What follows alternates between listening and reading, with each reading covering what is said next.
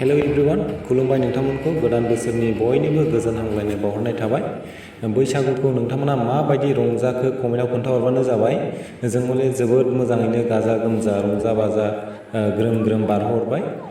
नोंथांमोना नायलांदो जों गामियाव माबायदि बैसागुखौ फालिदों बे भिडिअनि गेजेरजों।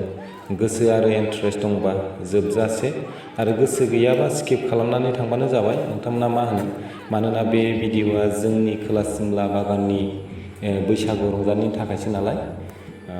फैदो बिदिब्ला नायलांदो भिडिअखौ जोबजासे।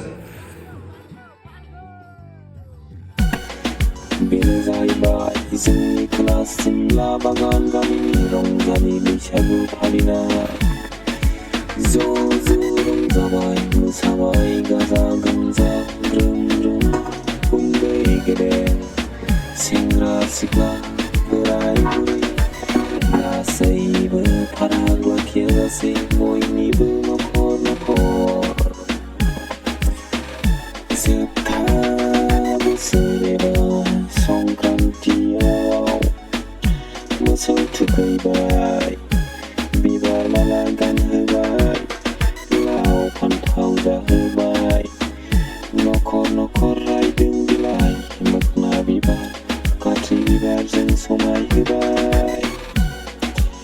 बेलासियाव गोखा गोखै जाहोबाय, नारजि अरगारना गोजाम बोसोरखौ बिदाय होबाय। गोदान बोसोरनि सेथि सानाव गामिनि फोथाराव बिरखोला उरायहोबाय, उन्दै गेदेर मान बावबाय, बाथौ आरज गाबबाय, लोगोसे बादायलायबाय। बायदि बायदि गेलेनायफोरखौ लोब्बा लाना सेथि नैथि थामथि सानखौ न'खर न'खर हाबना रंजाबाय ज'। बाथि सानाव आरोबाव गामिनि फोथाराव ज' रंजा बाजा ग्रोम ग्रोम अमा बेदरजों लावखार ओंखाम जाबाय। बेनोसै जोंनि खोला सिमलाबागान गामिनि रंजालि बैसागुखौ फालिनाया।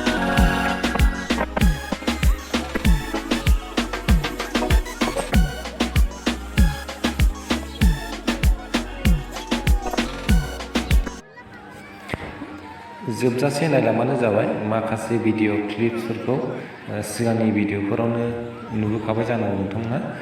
जायफ्रा नुवाखै थांनानै नायदो।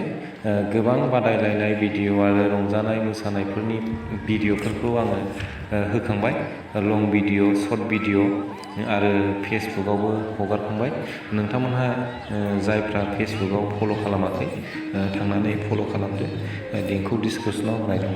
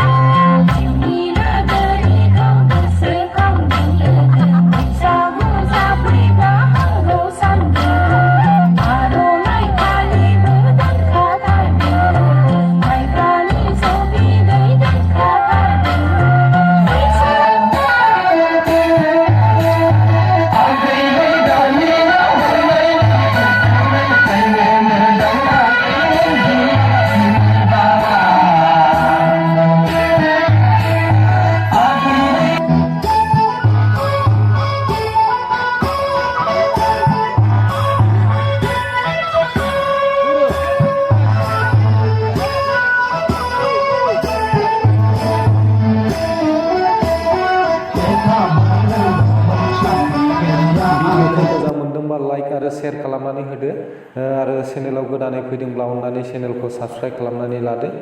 लोगोसे भिडिअखौ जोबजासे नायनायफोरनि थाखाय गोजोननाय थाबाय। Thank you.